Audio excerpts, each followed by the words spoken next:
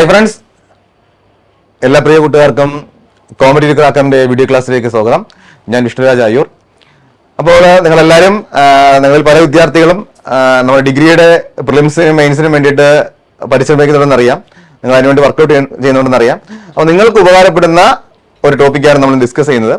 അപ്പോൾ നമ്മുടെ degree topic വരുമ്പോൾ, ഡിഗ്രിയുമായി ബന്ധപ്പെട്ട വിജ്ഞാപനങ്ങൾ വരുമ്പോൾ അതിൽ വളരെ പ്രധാനപ്പെട്ട ടോപ്പിക്കാണ് സയൻസ് ആൻഡ് ടെക്നോളജി.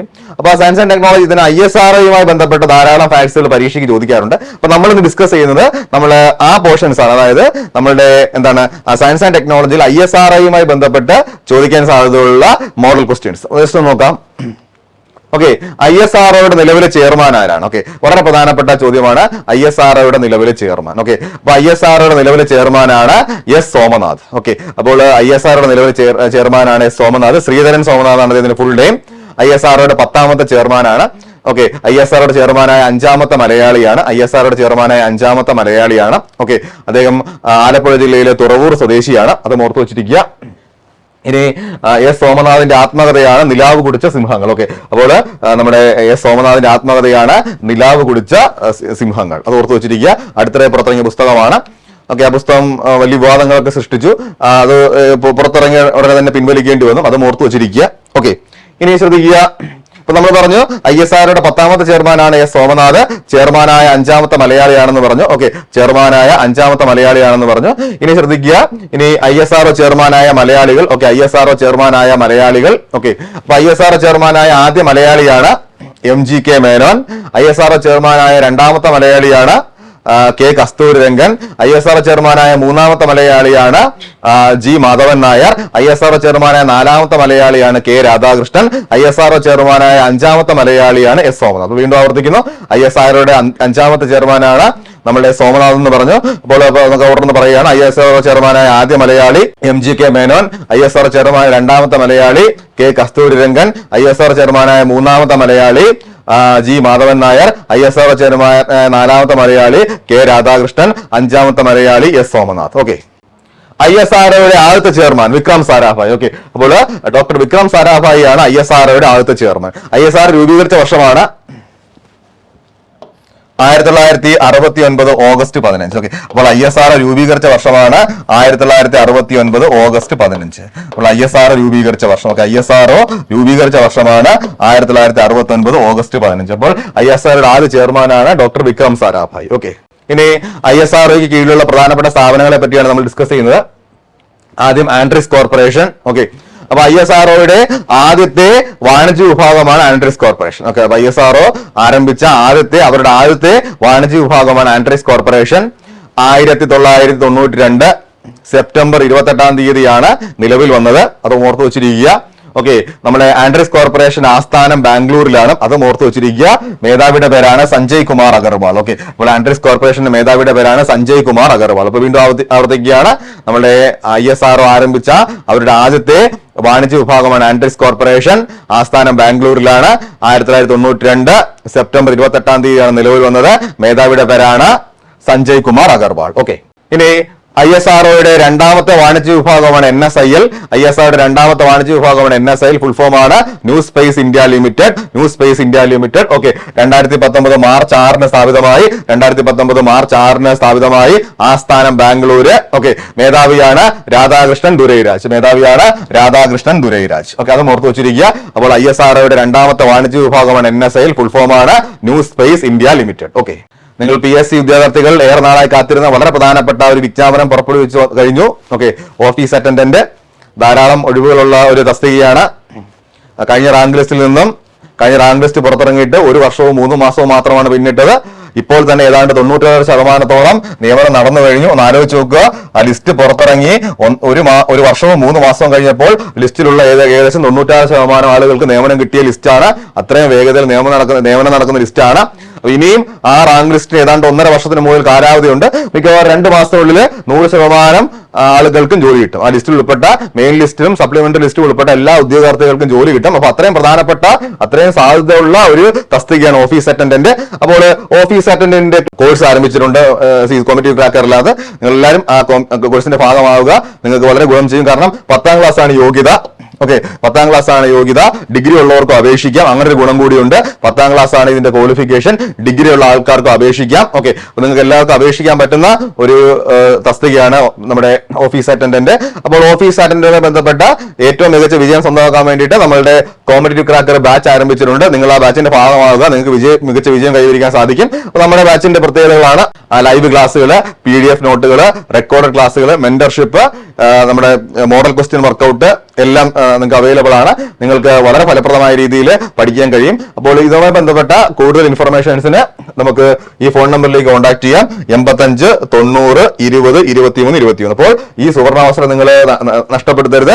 വളരെ പ്രധാനപ്പെട്ട ധാരാളം നിയമനങ്ങൾ നടക്കുന്ന ലിസ്റ്റിൽ വന്നാൽ 1 വർഷത്തിനുള്ളിൽ ജോലി കിട്ടുന്ന വളരെ പ്രധാനപ്പെട്ട തസ്തികയാണ് ഇത്, നമ്മളുടെ ഓഫീസ് അറ്റൻഡന്റ്. ഓക്കെ, അത് കൃത്യമായിട്ട് ഓർത്തു വെച്ചിരിക്കുക. ഇനി നമ്മളുടെ ISROയുടെ മറ്റൊരു സ്ഥാപനമാണ് physical research laboratory. Physical research laboratory. Okay, അപ്പൊ ബഹിരാകാശ ശാസ്ത്രത്തിന്റെ കളിത്തൊട്ടിൽ എന്നറിയപ്പെടുന്ന ഭാഗമാണ് ഫിസിക്കൽ റിസർച്ച് ലബോറട്ടറി. സ്ഥാപനമാണ് ഫിസിക്കൽ റിസർച്ച് ലബോറട്ടറി. ഓക്കെ, അപ്പോൾ ഡോക്ടർ വിക്രം സാരാഭായി 1947 നവംബർ 11 ഇത് സ്ഥാപിച്ചത്. ഓക്കെ, ഇത് സ്ഥിതി ചെയ്യുന്നത് Ahmedabad, Gujarat.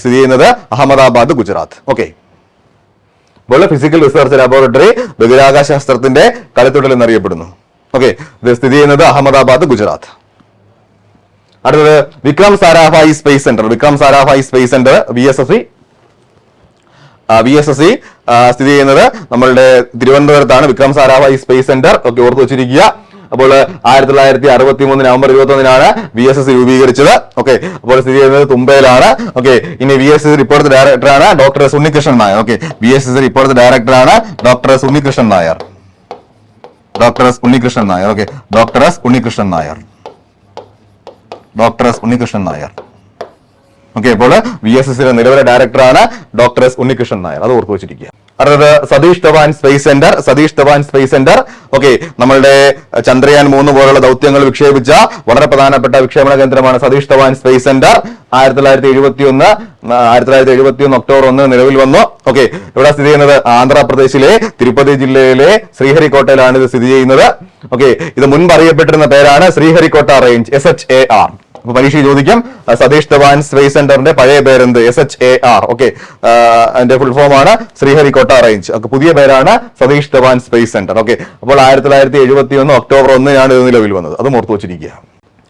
UR Rao satellite centre. Okay, UR Rao satellite centre. Okay, രൂപീകരിച്ചത് 1972 മെയ് 11. ഓക്കെ, മുമ്പ് ഇസ്രോ സാറ്റലൈറ്റ് സെന്റർ എന്നാണ് അറിയപ്പെട്ടിരുന്നത്. ഓക്കെ, ഇപ്പോൾ അറിയപ്പെടുന്ന പേരാണ് UR റാവു സാറ്റലൈറ്റ് സെന്റർ. ആസ്ഥാനം ബാംഗ്ലൂരിലാണ്. അത് ഓർത്തു വെച്ചിരിക്കുക. പ്രൊഫസർ ഉടുപ്പി രാമചന്ദ്ര റാവു ആയിരുന്നു സ്ഥാപക ഡയറക്ടർ. അദ്ദേഹത്തിന്റെ പേരിലാണ് ഇപ്പോൾ അറിയപ്പെടുന്നത്. ഓക്കെ, ഇപ്പൊ ഇതിന്റെ സ്ഥാപക ഡയറക്ടറുടെ പേരായിരുന്നു പ്രൊഫസർ ഉടുപ്പി രാമചന്ദ്ര റാവു. ഇപ്പോൾ ആ പേരിലാണ് അറിയപ്പെടുന്നത് UR Rao satellite centre. Okay, എവിടെയാണ് സ്ഥിതി ചെയ്യുന്നത്? ബാംഗ്ലൂരിലാണ് സ്ഥിതി ചെയ്യുന്നത്. ഓക്കെ, അപ്പൊ നമ്മളുടെ യൂണിവേഴ്സിറ്റി LGSന്റെ മെയിൻസിന്റെ പുതിയ ബാച്ച് ആരംഭിച്ചിട്ടുണ്ട്. അപ്പോൾ നിങ്ങൾക്ക് യൂണിവേഴ്സിറ്റി LGSന്റെ മെയിൻസ് ക്രാക്ക് ചെയ്യാൻ പറ്റുന്ന രീതിയിലുള്ള ഏറ്റവും മികച്ച പരിശീലനമാണ് നിങ്ങൾക്ക് ലഭിക്കാൻ പോകുന്നത്. ഓക്കെ, അപ്പോൾ പുതിയ ബാച്ച് സ്റ്റാർട്ട് ചെയ്തിട്ടുണ്ട്. അപ്പോൾ നമ്മുടെ ബാച്ചിന്റെ പ്രത്യേകതകളാണ് ലൈവ് ക്ലാസ്സുകൾ, PDF നോട്ടുകൾ, full syllabus based video record ക്ലാസ്സുകൾ, mentorship, doubt clearance sessions, model exams, അങ്ങനെ ധാരാളം ഓപ്ഷൻസ് നിങ്ങൾക്ക് ലഭിക്കുന്നുണ്ട്. നിങ്ങൾക്ക് ഇതിലൂടെ മികച്ച വിജയം കൈവരിക്കാൻ സാധിക്കും. നിങ്ങൾക്ക് എക്സാം ക്രാക്ക് ചെയ്യാൻ കഴിയും. അപ്പോൾ എല്ലാവരും പുതിയ ബാച്ചിനകത്ത് ജോയിൻ ചെയ്യുക. ഓർത്ത് വെച്ചിരിക്കുക, യൂണിവേഴ്സിറ്റി LGSന്റെ മെയിൻസ് ബാച്ച് ആരംഭിക്കുന്നുണ്ട്. ഓക്കെ, അടുത്ത സ്ഥാപനമാണ് Indian institute of space science and technology. Okay, IIST, Indian institute of space science and technology, IIST. Okay, 2007 September 14 അന്നത്തെ ISRO ചെയർമാനായിരുന്ന G മാധവൻ നായരാണ് ഇത് ഉദ്ഘാടനം ചെയ്തത്. തിരുവനന്തപുരത്താണ് സ്ഥിതി ചെയ്യുന്നത്. അത് ഓർത്തു വെച്ചിരിക്കുക.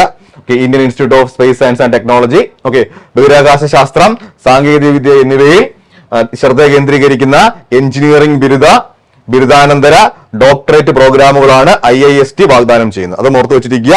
ഓക്കെ, അപ്പോൾ ഉദ്ഘാടനം ചെയ്തത് നമ്മളുടെ അന്നത്തെ ISRO ചെയർമാനായിരുന്ന G മാധവൻ നായരാണ്. ഓക്കെ, അപ്പോൾ 2007 സെപ്റ്റംബർ 14 ഇത് നിലവിൽ വരുന്നത്. അത് ഓർത്തു വെച്ചിരിക്കുക. ഓക്കെ, സ്ഥിതി ചെയ്യുന്നത് തിരുവനന്തപുരത്താണ്. സ്പേസ് ആപ്ലിക്കേഷൻ സെന്റർ 1972 ഒക്ടോബർ 25 രൂപീകരിച്ചു. ആസ്ഥാനം Ahmedabad, Gujarat. Telecommunication, remote sensing, കാലാവസ്ഥാ ശാസ്ത്രം, സാറ്റലൈറ്റ് നാവിഗേഷൻ എന്നീ മേഖലകളിൽ ബഹിരാകാശ സാങ്കേതിക വിദ്യയുടെ പ്രയോഗങ്ങളുടെ ഗവേഷണം, വികസനം, പ്രകടനം എന്നിവയിൽ ഏർപ്പെട്ടിരിക്കുന്ന ISROയുടെ പ്രധാനപ്പെട്ട കേന്ദ്രങ്ങളിൽ ഒന്നാണിത്. അത് ഓർത്തു വെച്ചിരിക്കുക. അപ്പോൾ സ്ഥാപനത്തിന്റെ പേരാണ് സ്പേസ് ആപ്ലിക്കേഷൻ സെന്റർ, അഹമ്മദാബാദ്, ഗുജറാത്തിലാണ് സ്ഥിതി ചെയ്യുന്നത്. ഓക്കെ, അപ്പോൾ 1972 ഒക്ടോബർ 25-നാണ് ഇത് രൂപീകരിച്ചത്. ഓക്കെ, ഇനി അടുത്തത് വളരെ പ്രധാനപ്പെട്ട ഒരു സ്ഥാപനമാണ്. പുതിയതായിട്ട് നിലവിൽ വന്ന 2020 നിലവിൽ വന്ന സ്ഥാപനത്തെ പറ്റിയാണ് പഠിക്കാൻ പോകുന്നത്. InSpace, Indian national space promotion and authorisation centre. InSpace full form ആണ് Indian national space promotion and authorisation centre. ആസ്ഥാനം അഹമ്മദാബാദ്, ഗുജറാത്ത്. 2020-ലാണ് സ്ഥാപിതമായത്. ഓക്കെ, ഇന്ത്യൻ ബഹിരാകാശ ഗവേഷണ രംഗത്ത് സ്വകാര്യ മേഖലയിലെ പങ്കാളിത്തം വർദ്ധിപ്പിക്കുന്നതിന് വേണ്ടി ISROയുടെ നേതൃത്വത്തിൽ ആരംഭിച്ച കേന്ദ്രമാണ് ഇത് ഇൻസ്പേസ്. ഇൻസ്പേസിന്റെ ഫുൾ ഫോം ആണ് Indian national space promotion and authorisation centre. 2020-ലാണ് നിലവിൽ വന്നത്. ഗുജറാത്തിലെ അഹമ്മദാബാദിലാണ് ഇതിന്റെ ആസ്ഥാനം. ഓക്കെ, അപ്പോൾ ബഹിരാകാശ മേഖലയിൽ സ്വകാര്യ പങ്കാളിത്തം വർദ്ധിപ്പിക്കുന്നതിന് വേണ്ടി ആരംഭിച്ച സ്ഥാപനമാണ് ഇൻസ്പേസ്. ഓക്കെ, അത് ഓർത്തു വെച്ചിരിക്കുക. അപ്പോൾ നമ്മളുടെ ഉദ്യോഗാർത്ഥികളെല്ലാം വളരെ തീവ്രമായി പഠിക്കുന്ന നമ്മുടെ LDC ബാച്ച്, നമ്മളെല്ലാരും വളരെ തീവ്രമായി പഠിക്കുന്ന ഒരു തസ്തികയാണ് LDC. അപ്പൊ LDCക്ക് നിങ്ങൾക്ക് മികച്ച മാർക്ക് വാങ്ങി സ്കോർ ചെയ്ത് ഉയർന്ന റാങ്കിലേക്ക് എത്താൻ വേണ്ടിയിട്ട് നമ്മുടെ കോമ്പറ്റീറ്റീവ് ക്രാക്കറിന്റെ ക്ലാസ്സുകൾ അവൈലബിൾ ആണ്. ആപ്ലിക്കേഷൻ വഴി ക്ലാസ്സുകൾ അവൈലബിൾ ആണ്. അപ്പോൾ ഏറ്റവും മികച്ച അധ്യാപകരുടെ ക്ലാസ്, ഏറ്റവും മികച്ച പഠന സംവിധാനങ്ങളെല്ലാം നിങ്ങൾക്ക് ലഭ്യമാകും നമ്മുടെ കോഴ്സിൽ ജോയിൻ ചെയ്യുന്നത് വഴി. അപ്പൊ നമ്മുടെ കോഴ്സിന്റെ പ്രത്യേകതകളാണ് ലൈവ് ആൻഡ് റെക്കോർഡഡ് ക്ലാസ്സുകൾ, PDF നോട്ടുകൾ, special task for current affairs, okay, SCRT based notes, NCRT based notes, mentorship, അങ്ങനെ എല്ലാം നിങ്ങൾക്ക് ഒരു ഉദ്യോഗാർത്ഥിക്ക് ജോലി ലഭിക്കാൻ വേണ്ട എല്ലാ സംവിധാനങ്ങളും ഇവിടെ തയ്യാറാക്കിയിട്ടുണ്ട്. നിങ്ങൾ ആ കോഴ്സിൽ ജോയിൻ ചെയ്യുക, നിങ്ങൾക്ക് മികച്ച വിജയം കൈവരിക്കാൻ സാധിക്കും. അപ്പോൾ കോഴ്സുമായി ബന്ധപ്പെട്ട കൂടുതൽ ഇൻഫർമേഷൻസിന് ഈ ഫോൺ നമ്പറിലേക്ക് കോൺടാക്ട് ചെയ്യുക. 85 90 20 23 23. ഓക്കെ, അപ്പോൾ ഈ നമ്പറിലേക്ക് കോൺടാക്ട് ചെയ്ത് കഴിഞ്ഞാൽ നിങ്ങൾക്ക് കോഴ്സുമായി ബന്ധപ്പെട്ട എല്ലാ ഡീറ്റെയിൽസ് ലഭിക്കുന്നതായിരിക്കും. അപ്പോൾ ഇത്രയും പോയിന്റുകൾ നിങ്ങൾക്ക് ക്ലിയർ ആയെന്ന് വിശ്വസിക്കുന്നു. അപ്പോൾ മികച്ച രീതിയിൽ വിദ്യാർത്ഥികൾ പഠിക്കുക. ധാരാളം അവസരങ്ങൾ നമ്മളെ തേടി വന്നിട്ടുണ്ട്. അതെല്ലാം ഫലപ്രദമായിട്ട് വിനിയോഗിക്കുക. ഇനിയുള്ള സമയം ഫലപ്രദമായി ഉപയോഗിച്ച് ജോലിയിലേക്ക് എത്തിപ്പെടാൻ ശ്രമിക്കുക. ഓക്കെ, അപ്പൊ എല്ലാ പ്രിയ വിദ്യാർത്ഥികൾക്കും വിജയാശംസകൾ നേരുന്നു. All the best.